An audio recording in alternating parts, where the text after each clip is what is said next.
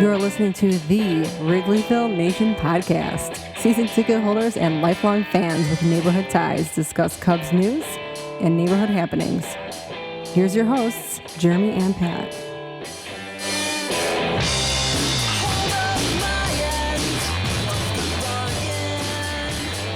Hello and welcome to the Wrigleyville Nation podcast. This is episode 362 of the podcast. My name is Jeremy Deemer and I'll be your host. And I'm joined as always by my co-host. He's my cousin and he's high atop Wrigleyville tonight. How's it going, Pat? It's going great, Jeremy. Thanks. It's a beautiful end of summer, start of fall night in Wrigleyville. And the Cubs have been on the road. We talked about it last week, that this was the start of a road trip where we were pessimistic, I'd say. I think 3-3 was the prediction. 3-3 was the prediction. I don't think any of us predicted 3-3 the way it actually turned out. No. The Cubs started out strong. 2 wins in LA. We'll get into the week that was a little bit more. But first, I want to bring on our guest. You know him from all his work at Cubs Insider, his many appearances here on this podcast. Longtime friend of the show, Evan Altman. Thanks for taking time out to talk Cubs with us tonight. Yeah, I appreciate the fact that there's still something for us to talk about, even if maybe we don't really necessarily appreciate all that's going on with the team. So we'll try to bring this thing in for a landing on the season and, look forward to the off season. That's right. And this past week, this was starting with 3 games in LA. They won the first 2. And these were impressive wins against a good team. Pat, the Cubs offense was the story of the week prior, but we saw 24 runs put up in those 3 games in LA. If you told me the Cubs would score 24 runs in 3 games in Los Angeles in any 3-game series at any point in my life, I would have said that's a pretty amazing feat. The Cubs have notoriously not scored many runs in Los Angeles, dating back to my childhood. So, that's all you can really ask of an offense for the most part is scoring 24 runs. And it's not like they did it all in one game either. They were spread out over the 3 days. That's a key point, Evan. We were very down after that Yankees series, so getting to see some offensive production here was pretty exciting, and seeing the guys who did it, big contributions from Michael Busch this week. Yeah, I mean, NL Player of the Week, like that was kind of, especially after he had been sort of scuffling, we've seen PCA and Miguel Amaya really step up, and it felt like, Busch has been moved down in the lineup, right? He and Dansby Swanson basically flipped, and it's like, all right, dude, you're batting 7th, and out of nowhere, like all of a sudden, then he kind of bounced back, and I think it's really nice to see things like that. Like I said, we could talk all we want about the season kind of overall having been super, super mediocre in like every regard. Lately they've been kind of fun. But it is nice to see some of these young guys, especially one they brought over from the Dodgers, like kind of beating up on his old team, kind of as the trope goes. But having those dudes down at the bottom of the order, with Busch and Pete Crow Armstrong and Miguel Amaya, like that's something that you can look forward to and say, hey, we can actually kind of maybe build a team around some of these guys a little bit. Even if they're not studs, they'll all be like really, really good, serviceable players. Then you can go out and maybe find a superstar somehow, hopefully grow one, I guess, because I don't think they're paying for one. But anyway, Busch has been fun to watch. Yeah, and I think it's worth noting, after a pretty rough August where he kind of hit the wall a little bit, he's really bounced back in September, not just last week, but the week before as well. And it was especially encouraging this last week to see him hit 4 home runs because, I think the one knock on Busch so far, if you had to nitpick, is that he hasn't generated the power you'd like for a first baseman. And it's nice, or he hadn't been lately, and it's nice to see him breaking out a little bit in that regard because, based on the composition of this Cubs team, you really, really want 25 plus home runs out of your first base position, and so for him to start showing more power, and now I think he's up to 20 home runs on the season. It's kind of more in line with what you hope for, and you hope he builds on that for next year. I will also note this was the first Cub National League Player of the Week since April of 2022. Remember Seiya Suzuki's start with the team?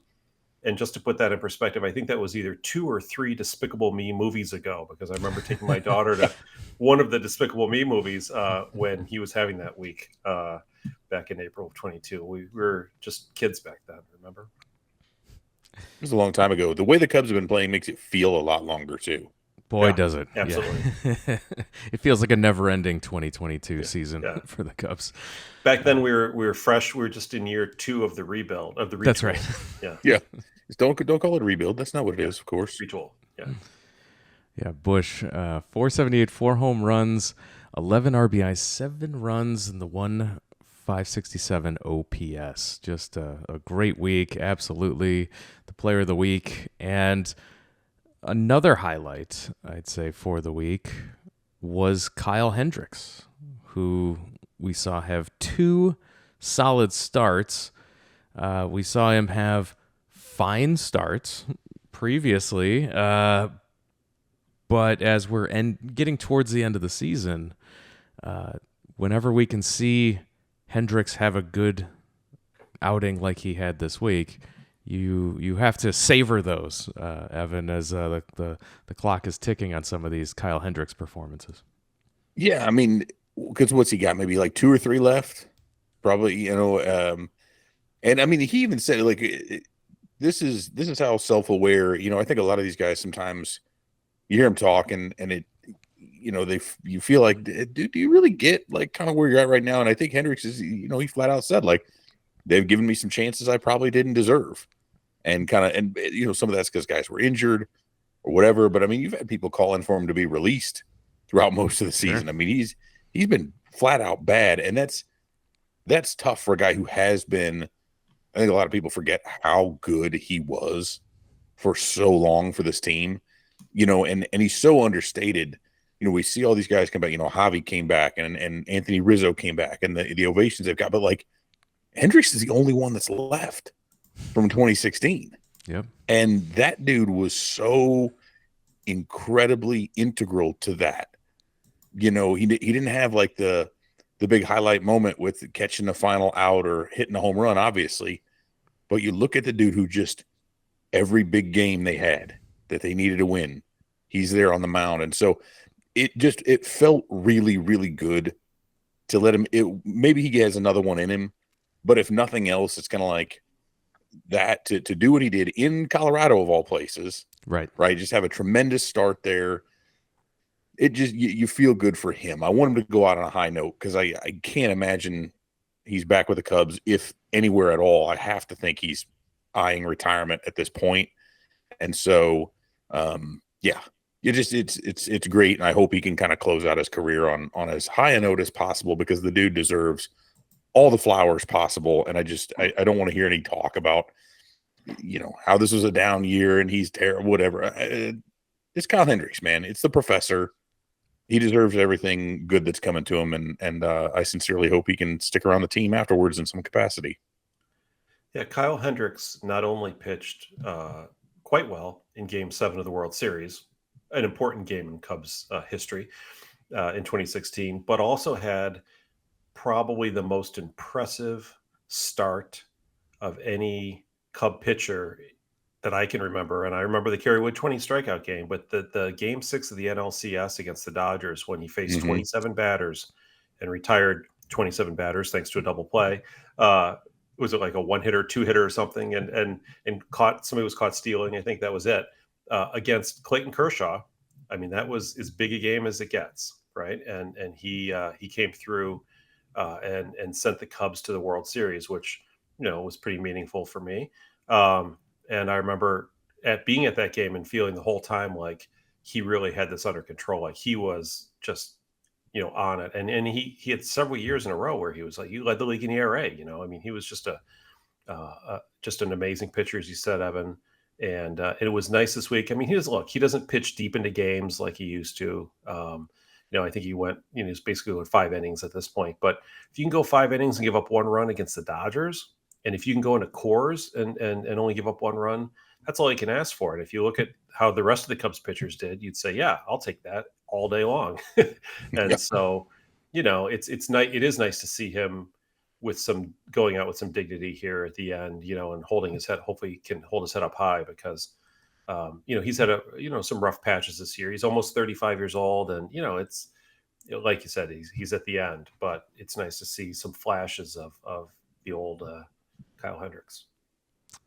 It absolutely is, and I think when we talk about the good things of the week, that might be where it ends.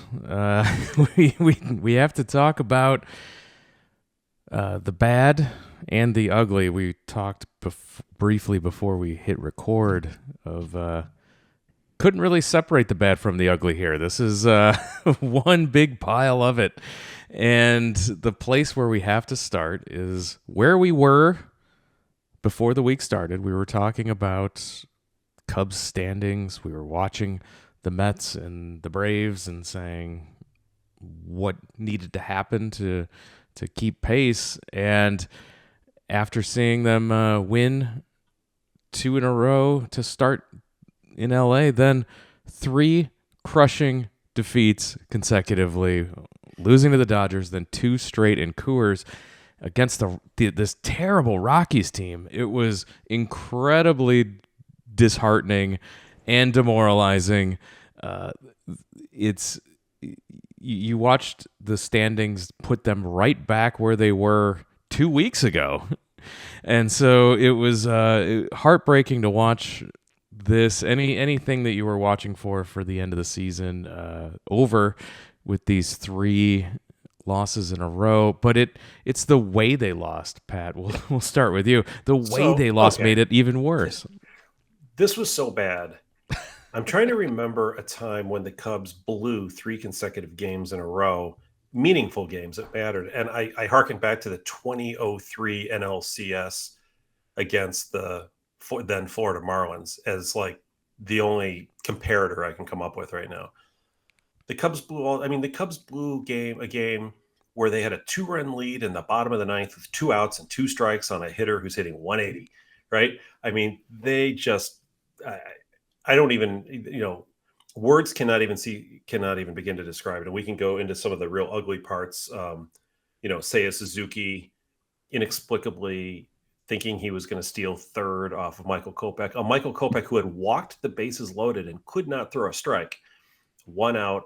Cubs needed a run, 2 runs actually. So getting to third was not as critical as just not making it out. And of course, with a left-handed batter and Busch at the plate, wide open throwing lane for the catcher to third, and he tags out Suzuki. It was a close play, but there's a reason why you don't steal third with lefties up unless you in those situations, right? And I just the Cubs started the week 5 games out, ended the week 5 games out. They win those 3 games. They're 2 games out of the playoffs right now, and it's a little bit of a different story. Like, for all the talk of how the Cubs were out of it and the Cubs couldn't, I said last week, just watch. Like, this is not as far as it could be, and they would have picked up 3 games on both the Braves and the Mets, and would have been just 2 games back right now. And it's really frustrating when you think about it in that context, because we could be, we could be talking about a pennant race right now. More especially so than we are. Especially with what the schedule looks like this week. Yes, right? Exactly. So those are anyway, costly games. So and you can talk about the bullpen and Drew Smiley's terrible week, terrible, no bad, very bad week. Being the only lefty, by the way, in the bullpen most of the year, hasn't helped. You can talk about Wicks with his 4 home runs in the first inning. I didn't think he'd get out of the first inning. Gave up 7 earned runs in that game. He pitches twice this coming week. And then, the fact that Tommy Edman hit 4 home runs off the Cubs and he only has 5 total on the season, including those 4, is super frustrating. Cardinal Cub killer that he is. And everything that seemed like it could go wrong did. And just game after game, they blew leads late in the game. And at some point, you just run out of runway and you run out of games left to make up for those. Yeah, I mean, it was And to see that happen after they had won the 2 in LA, right? Because that's what made you kind of feel like, oh, well, man, hey, they're out there, they're gonna beat the Dodgers in LA, they're gonna win this series. Like now you're gonna okay, drop the last one, no big deal. You're gonna go into Colorado, like that team's awful, they're not even trying to compete, and yet, and I think that's where it's so tough because this team, outside of like they had that nice stretch there in August when everything was kind of clicking, but you had them for a while where it's like, all right, the starting rotation was the best in baseball, but they couldn't score any runs and the bullpen was terrible. And then they went through a period where they still couldn't score any runs and the rotation fell back to earth, but all of a sudden the bullpen became super, super competent and it was just tremendous. And then everything worked and they were scoring 15 runs a game, and who cares what your pitching does because you don't need to. And then I think what we're seeing is whether it's Craig Counsell, whether it's just, things kind of matched up the right way, eventually those injuries are going to catch up with you. And that's what we've seen with the bullpen is just, you don't have enough reliable guys. You got a guy who almost had a heart attack on the mound and you got to force him to stay in there like he's a little league pitcher in the Little League World Series because you're like, oh, hey, I know your heart rate's up to $170, but you can still pitch, right? And that was kind of a scary moment. I don't mean to make light of it but Porter Hodge seems to be okay, so good for him. But it was just it's like the way they lost. Like you said, that bullpen had been so good, and it's not like they were out there tasked with 1-run leads. Like these are games like you gotta win these in Colorado of all places against this terrible team. Who's even on that team? How is this happening? And so. And everybody took turns. Hodge, gave up the home run. Pearson gave up a home run. Smiley, got 2 guys out and put 6 people on base or 7 people on base. It was, like it didn't matter who Counsell brought in, they failed, and yeah, it's super frustrating. So it wasn't even like the decisions were bad. You know what I mean? You can't look at it and blame it didn't matter. Like whoever you're putting in there is not getting it, and that's the part that's. Again, we could talk about them being, hey, if they win those and they're only maybe 2 games out, but then I look at it and say, if this is the kind of crapshoot you're going to get at the back end, you're just going to get steamrolled by anybody if you do play a competent team. Yep. And that's where it gets really tough is you can't be this kind of Jekyll and Hyde that we've seen from them really specifically over these last couple weeks and then in writ large across the season. But generally teams that go on and succeed can have some sort of consistency, across the different aspects for more than like a game or 2. Well, and in the last 2 weeks, the Cubs are 5-7. It's that, and you harken back to that Pittsburgh series when they had the 3-run lead that they blew, on the first night, the Monday night, Labor Day. Was that Labor Day? Yeah, probably was. Yeah.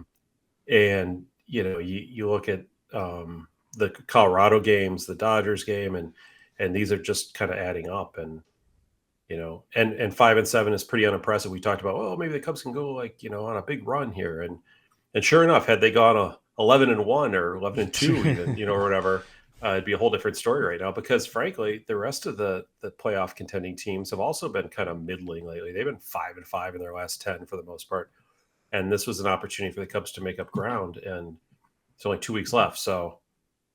Lost opportunities for sure.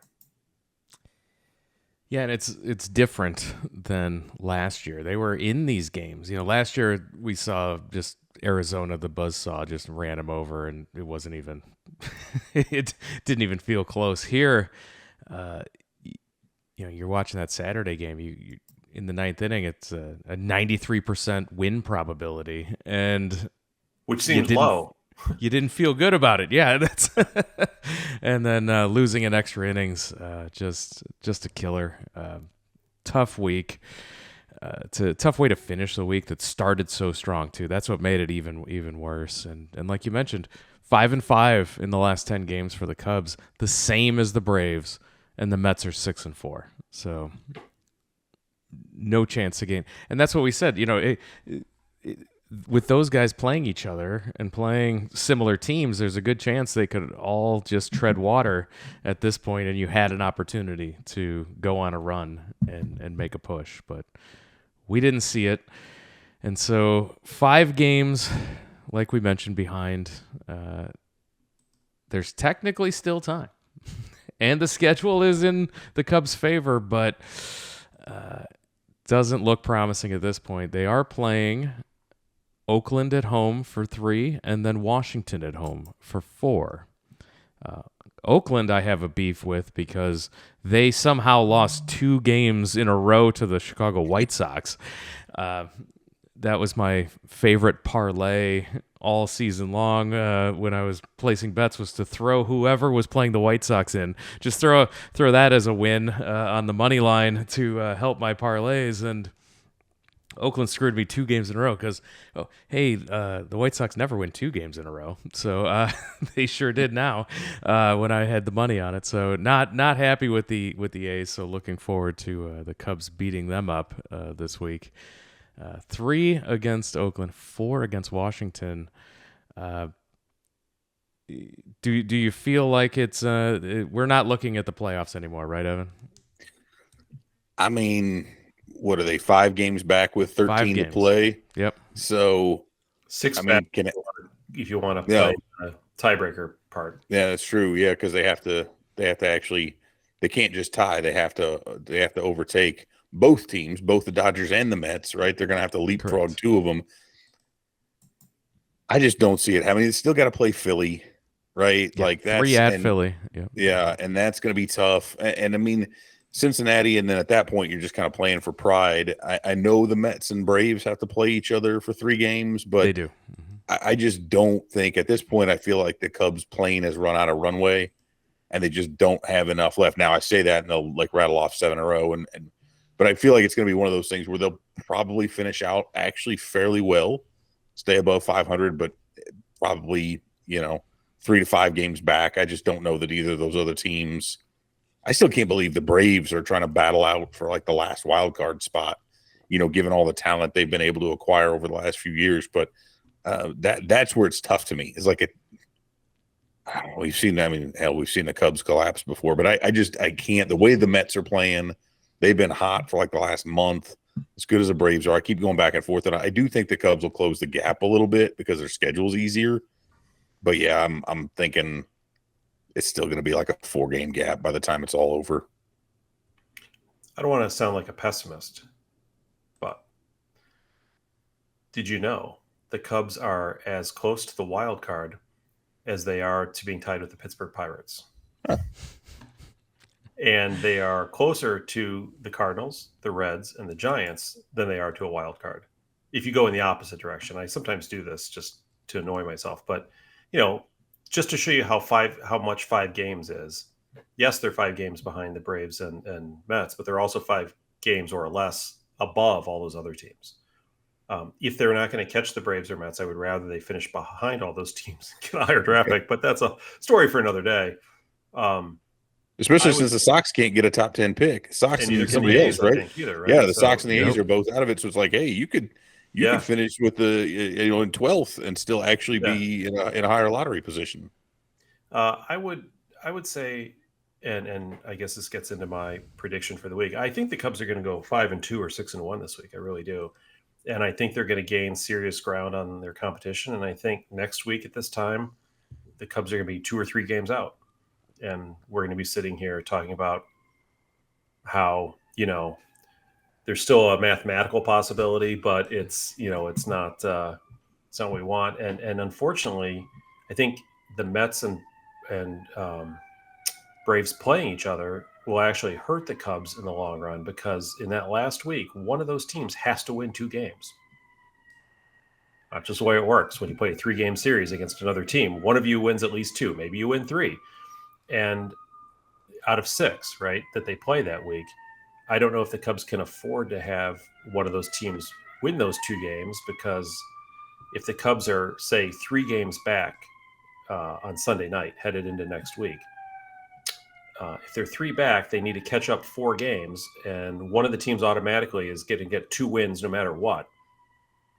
So that means the Cubs have to go 6-0 and hope that team loses its other 4 games. So, like, in other words, if the Cubs are 4 games back next Sunday night, they're mathematically eliminated, just to put it in perspective. And if they're 3 games back, they have to win out and hope the other one of those 2 teams both of those two teams pretty much lose out except when they're playing each other.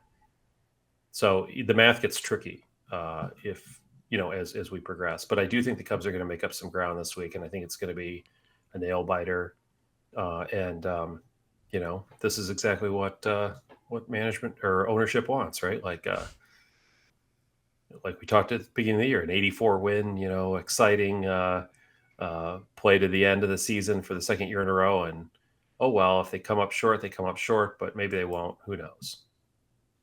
Yeah, so. Plausible competitiveness. Yes. Right. You want them to stay in it for as long as possible without actually having to, so you can kind of prove that one way or the other, right? Because they could even sit there and say, well, we spent this money and we went over the tax, but look where that got us. We didn't even make the playoffs. So they can kind of use it both ways. Like, oh, well, if we just get one more player or if we make one more move or something like that, right? So they can put it up and say, we don't need to make wholesale changes. Look how close we were. Speaking of that, by the way, if they knew, and Hoyer claims that they knew they were, as soon as they signed Bellinger, they knew they were going to be over the cap, right? No one else apparently did. We all thought they were still under it, right? If that's in fact true, why didn't they get a closer then too? Or more bullpen help, right? Because once you're over, you're over. It doesn't really matter how much you're over. It's in terms of the punishments, right? I don't understand why they didn't try to bolster their bullpen more, given the fact that they allegedly knew they were over the luxury cap. Any explanation? Because it would have helped, I think, when you look back on it. Well, that was kind of odd because I know they've got their guys, crunching it. But if that was also the case, like, why not try to get rid of some guys other than just Neris? Like, how could you not move Smiley and his $12 million obviously it's only a prorated amount coming off, but that's still, they're not over based on what the estimates are. They're only over by like $1 million. And that's the other issue is like, I look at that like having your toe on the 3-point line when you're taking why only if you're going to go over, like if you're not going to shoot a 3, if it's only going to be 2, get it to the rim or else take a step back and shoot an actual 3. Like Durant on the Nets do that to lose a game to the Milwaukee Bucks and lose the chance of going to the NBA championship. Sounds about right. Didn't that happen? That happened in the U.S.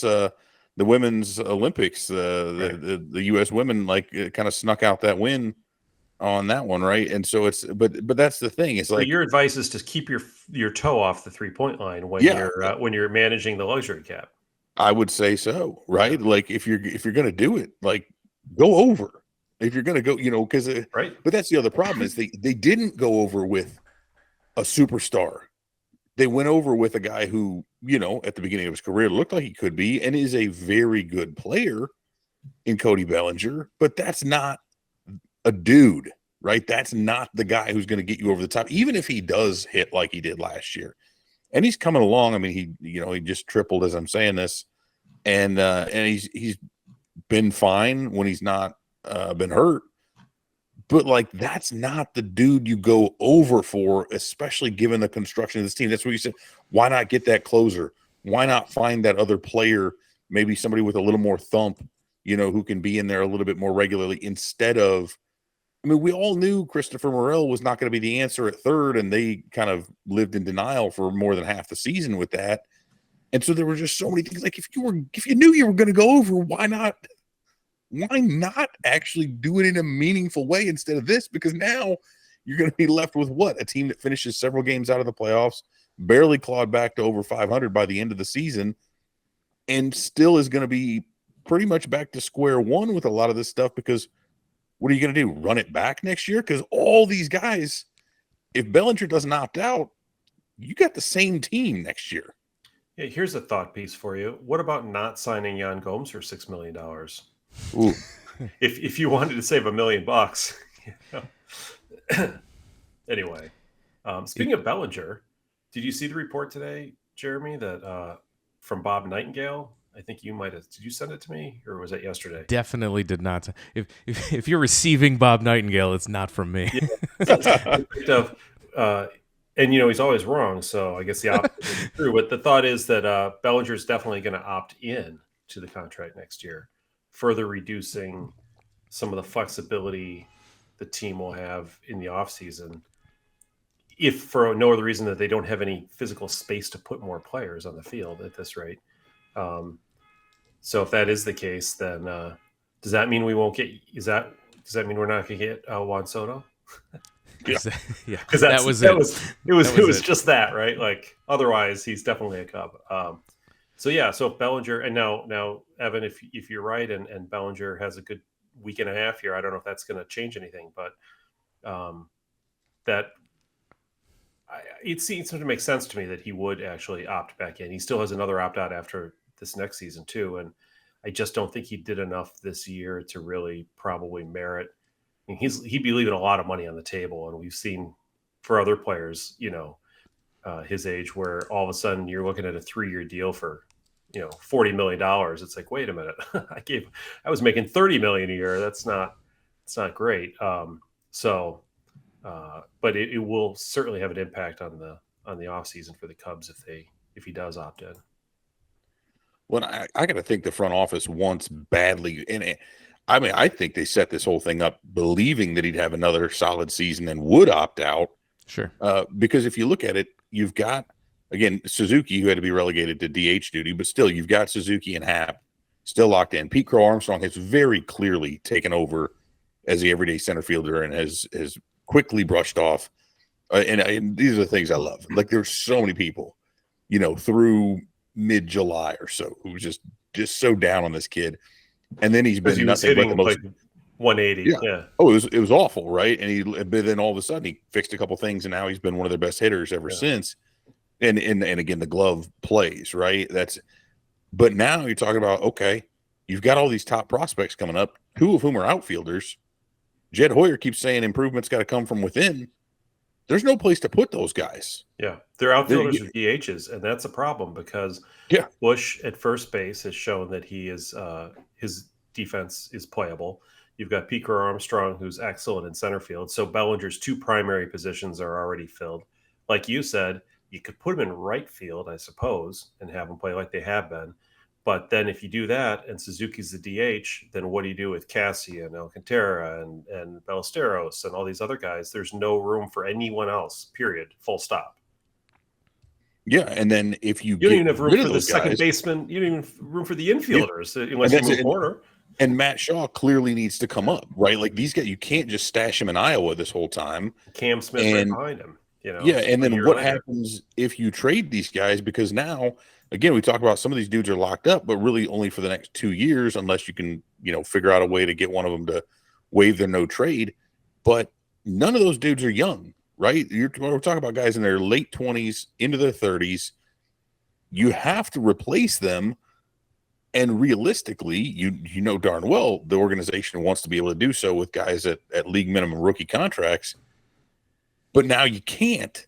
So, like, the Bellinger decision is, even though that's technically only the one roster spot and everything else, but that is a huge domino for them because I think if he's back, all of a sudden, Jed Hoyer's got some very difficult decisions he's going to have to make because you got to figure out, again, these guys can't, there's nothing left. For at least 2 of them, Casey and Matt Shaw do not need to be at AAA any longer. There's absolutely nothing left for them there.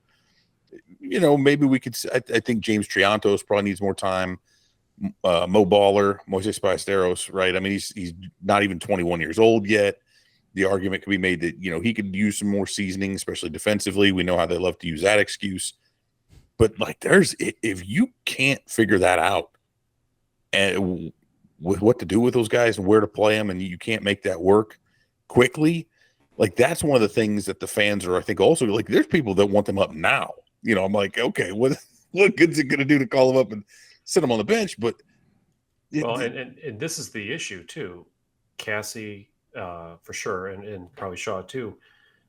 If they were playing for the Cubs, one of them regularly, would they be as good as Bellinger? Probably not. Not to start, right? Not out of the gate, most likely.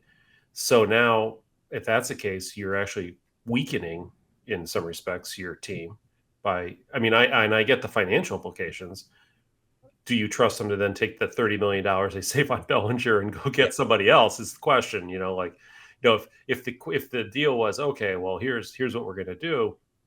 Bellinger's going to opt out. We're going to play a rookie in the outfield, and our offense will get a little bit worse. But don't worry, because Corbin Burns is in our starting rotation in place of Kyle Hendricks. And so for the $44 million that we saved with Hendricks and Bellinger, we're going to spend it on a stud starting pitcher and some more bullpen help. And boom, here we are.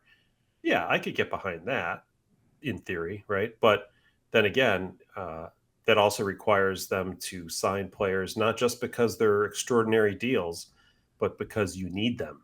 And, and in free agency, there are very few extraordinary deals. Most of it comes down to need and overpaying people because that's what it takes to get over the hump, which they seem to be stuck on. Yeah. And it is just a difficult thing for me to envision them dropping their first ever $200 million contract on Corbin Burns. He's great and he's been tremendous even as things have kind of dropped off. I get concerned quite a bit with giving that dude a super long-term contract when you look at kind of the trends that he's had in his strikeout numbers and so forth. But if that's the John Lester deal that also helps to prove to people again that, hey, this team is legit. They're serious about it, which is kind of funny because it goes back to the whole they have to buy pitching because they can't develop it kind of thing, because everybody they do develop ends up getting hurt. And, but if you do have a Cade Horton, it just doesn't work. Can Cade Horton be healthy and come up and be one of those guys that kind of helps that out? Maybe. But you've got to have those young guys. But I think what we'll see, we saw this year, they said they went over. I think they could use that as an excuse, like, but we don't have to be as competitive if we've got these young, exciting guys coming up and we can still sell you all in the future. I don't think they can afford to count on those guys. Like I like Ben Brown a lot. Wisniewski. I certainly like the idea of Cade Horton. I'll believe it when I see it at the major league level. Yeah. But with the injuries they've had, Wicks, I have concerns about. These are their pitchers, right? And they gave up, Jackson Ferris, and they gave up Zephyr Hope or whatever, to get Busch, right? So they gave up two what seemingly now are good pitching prospects. All their other young pitchers got hurt, and so I wonder. You can't really go into a season thinking that like Cade Horton, who was shut down halfway through the year, is going to help your major league team next year in a significant way, right? Or that Ben Brown is going to be a starting pitcher for you. Like, it'd be great if those guys could pitch out of the bullpen or contribute, as swing starters occasionally. But I don't think a playoff contending team can go into next season thinking, these guys are going to, put us over the top in our starting staff. And if they do think that, or if they're hoping for that, I think they're setting themselves up for failure. Yeah, and the other issue I have, and actually one name that I've seen a lot out there is Nathan Eovaldi, who would kind of fit that Cubs mold of there's kind of your value ish, right? Well, we couldn't get Corbin Burns for $220 million, but Eovaldi was only 40, so it's great. But both of them would actually serve a nice little need in there. This is something I wrote about today because I had seen it. Like the Cubs starting rotation was dead last in terms of average fastball velocity, which tends to happen when we've got Kyle Hendricks. But that's the 5th year in a row and the 6th time in the last 8 seasons that the Cubs have been last. The only 2 seasons in there that they weren't, they were just above. They were tied for 27th with 3 teams, so technically they were still one and only 2/10 of a mile an hour above the last place. And the other one, they finished 29th, 0.2 of a mile an hour above. They've never averaged more than 91.7 miles an hour as a starting rotation. And now you've got teams, the top teams are like all above 94. Some of them are pushing 95. Like, it's pretty incredible. The rotation was good, but it's like it's intentional at this point. Like, they have not gone and sought out the high velocity starters that you need to win. Because, hey, let's face it, it'd be one thing if you could do what they're doing and have these guys all go 6, 7, 8 innings, but that's clearly not what's happening. So now you have even less margin for error over 4 and 5, and maybe if a Cubs starter goes 6 innings, we're all celebrating. That's crazy. It doesn't happen. Didn't Wicks fail to strike out a single batter in a game? Yeah, I think it was his first game back off the IL. Yeah, Yeah, and it's just there's not. Look, you don't have to have velocity to be good, but it's not somebody has okay to to have have velocity though. right. You can have your Kyle Hendricks as long as you've got 2 or 3 other starters who are routinely hitting 95 plus. Like if a Cubs pitcher hits 95, you're like, oh man, he really reared back for that one. And we're looking at teams, you're watching them play the Pirates, and they've got 2 young dudes up there routinely running it up there at 100 miles an hour. And those are that's what worries me. You look forward, you look at again, Jared Johnson, and you look at Paul Skeens, you're like, holy crap, the Cubs don't have 2 guys that dynamic. Not certainly not young dynamic guys like that. And where are they coming from? Well, we'll cross our fingers and hope, but those guys also cost a lot of money, So and Nathan Eovaldi is going to be 35 next year, by the way. So that concerns me a little bit too. He's been hurt a lot. Perfect Cubs target. Well, and the Cubs did have some hard throwers like a Braylon Marquez. He threw pretty hard, and when he was trying. And they had who was that guy, Manny Rodriguez? Remember they brought him out as a closer at one point. He hit 100. But yeah, you're right. They haven't had any consistently. Daniel Palencia, but he can't find the plate half the time. Yeah, I mean, you've got these Maples. Yeah, he will, and then find the backstop half the time. Hunter Biggie comes up. He looked pretty good, throwing hard for a while. And then, got to trade him to Tampa, to get Isaac Paredes. So it's just they have Luke Little has thrown really hard, but he again couldn't stay healthy this year and had some struggles in there. So it's just, but finding those guys, like this is the league in general has moved so heavily in favor of velocity, and I understand why. But the Cubs are like to routinely, again, for the latter, we're talking every single year since they won the World Series, they've been either last or barely above last in starting pitcher velocity. And that to me is nothing that has to be by design. You can't be that low for that long while actually trying to do something better. Not even middle of the pack, like dead last. There are like literally AAA quality teams. There's one in the city of Chicago. I think they're still in Chicago, aren't they? The White Sox? Yeah.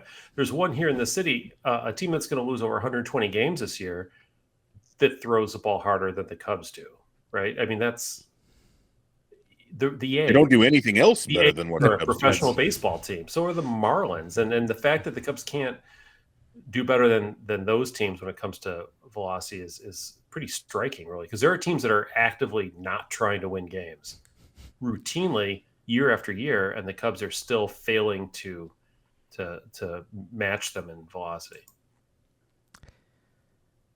Let's finish this week's predictions. Pat, we heard yours 5-2, right? Or is that what you're sticking with? Or even 6-1, but I'll go with 5-2 just to be conservative. Evan, how do you see the 7-game week playing out for the Cubs? As much as I would like to echo that, I won't, because now I don't want to just piggyback and say the same thing. So I'm going 4-3.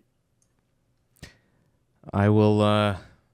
I'll say this is a 5-2 week as well. So I think 4-3 absolutely possible in extremely frustrating fashion. I could absolutely see that after last week.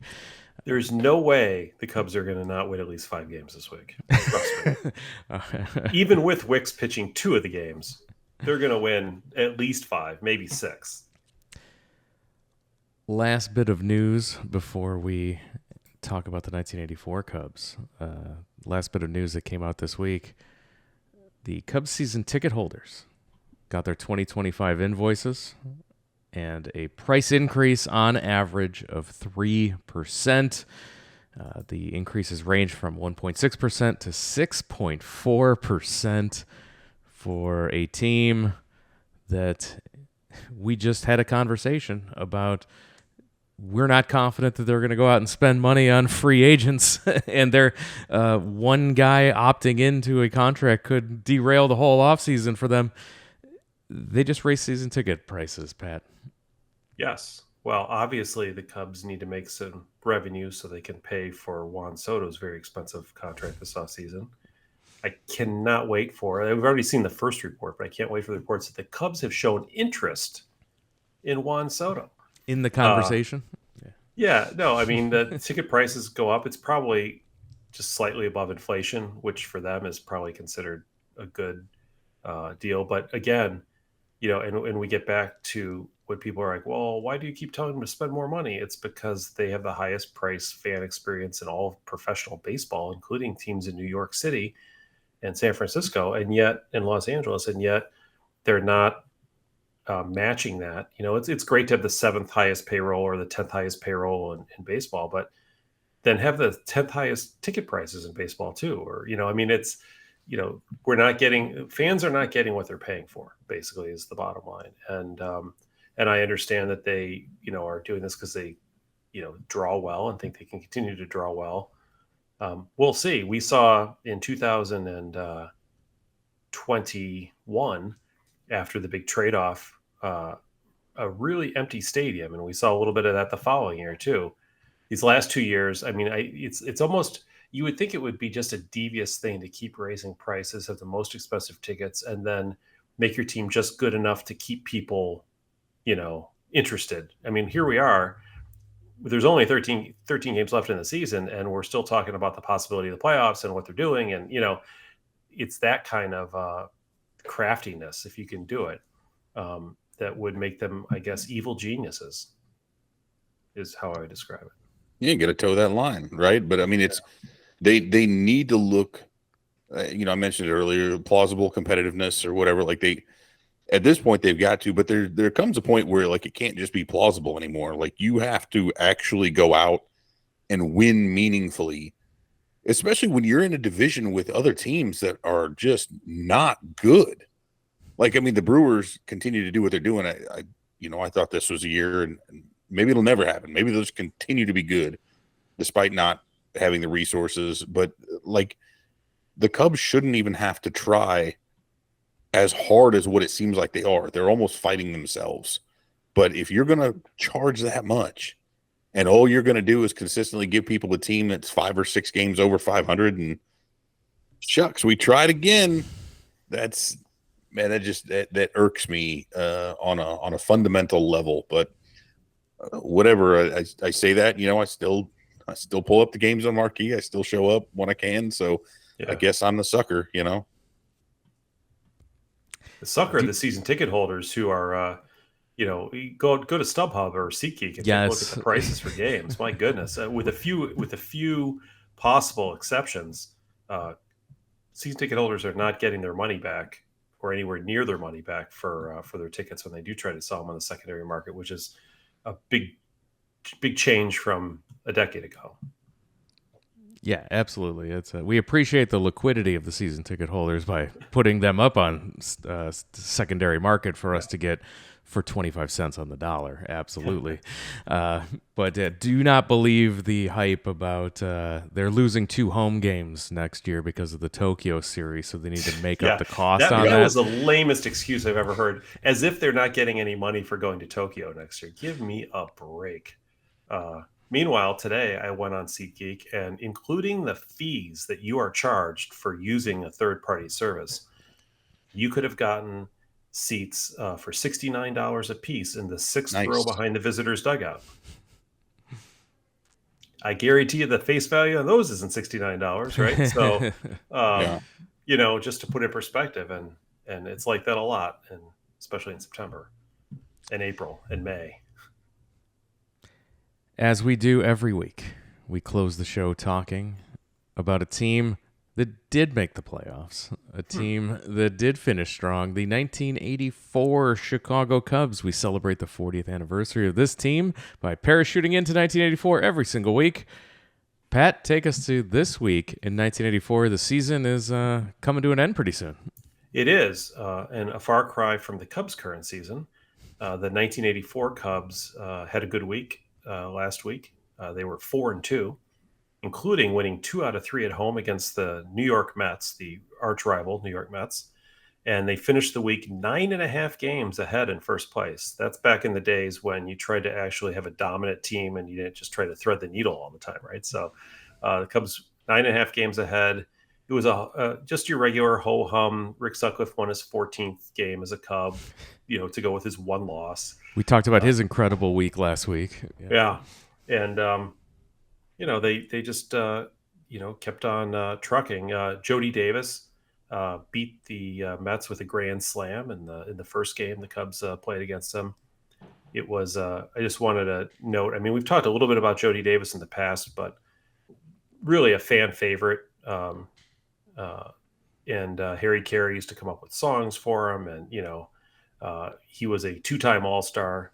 It felt like as a young kid, it felt like he was more than that because he was so well liked. But 1984 wasn't even his best season actually as a Cub, but he did hit 19 home runs and he did drive in 94 runs, which is more than any Cub's going to drive in this year. So it was a pretty good year for him. He was an All-Star. He was 10th in the MVP voting, just to show you, sort of how much respect the league and the writers had for him as a catcher as well as a hitter. He ended up with, in his Cubs career, just as a Cub, hitting 122 home runs, which I'd have to go back and look for Cubs catchers to see what the record is. I'm sure that it was set in the 1920s, but I think the modern day, if you look at like the post World War II era, I don't think Randy Hundley hit 122 homers as a Cub, and I don't think Contreras did, and I don't think, just off the top of my head, as I try to go through certainly Joe Girardi didn't, or Damon Berryhill, or Soto, or any of these other guys, because none of them were around long enough to do that. So I think that's a pretty impressive feat for him as a Cub, and so yeah, it was a great week. Cubs are at this point, we're ready to pretty much. They hadn't clinched the division yet, but they were getting really close, and we're ready to kind of start resting some people, get ready for the playoffs. So, great season for the Cubs. And in fact, I just checked. Randy Hundley did not hit 122 home runs as a Cub. He hit 80 in 10 years. So, I think Jody Davis is our top power hitting catcher of the modern era. Always a great time, and we will continue on for the next couple of weeks here as we push forward, finishing up the 2024 season. We'll continue to check in on the 1984 Cubs. And with that, we are going to wrap it up this week. Evan, always a pleasure catching up with you. Time flies when we're talking Cubs. Can you please remind all of our listeners where they can find your work on the internet? Absolutely. CubsInsider.com, or you check us out on X, Cubs Insider, or I guess Real Cubs Insider on X, and then Cubs Insider on Facebook if you're so inclined there. So we are all over the place, and you can find me at @DEvanAltman on X/Twitter. You can find us on all the social media platforms at WrigleyvilleNat. Patreon.com/Wrigleyville Nation is how this show continues to stay ad-free. Thanks to all of our patrons keeping the lights on for us here, getting Pat fancy microphones, all that stuff. Thanks to our patrons over at Patreon.com/Wrigleyville Nation. And you can find the entire back catalog of this podcast, all the links, the store. Now's the time. Now's the time to go get your good sales over at the store happening for the end of the season. Make sure it's pinned to the top of our X. It's also in our Instagram link tree, or you can go to the store tab on the website, WrigleyvilleNation.com. Another great way to support the show. And the freest way to support the show is to go over to our YouTube channel over youtube.com, search for Wrigleyville Nation Podcast. Throw us a subscribe over there, even if you don't consume the video version of the podcast. It helps us work the algorithm so other Cub fans can find the show. If you do want to see the video version of the podcast, you can see our faces talking Cubs over there. Make sure you do all the likes and subscribes, etc. And with that, we're going to wrap it up and call it a podcast. Pat, thank you for joining us. Thank you, Jeremy. Thanks again to everyone for listening. We'll talk to you again next time.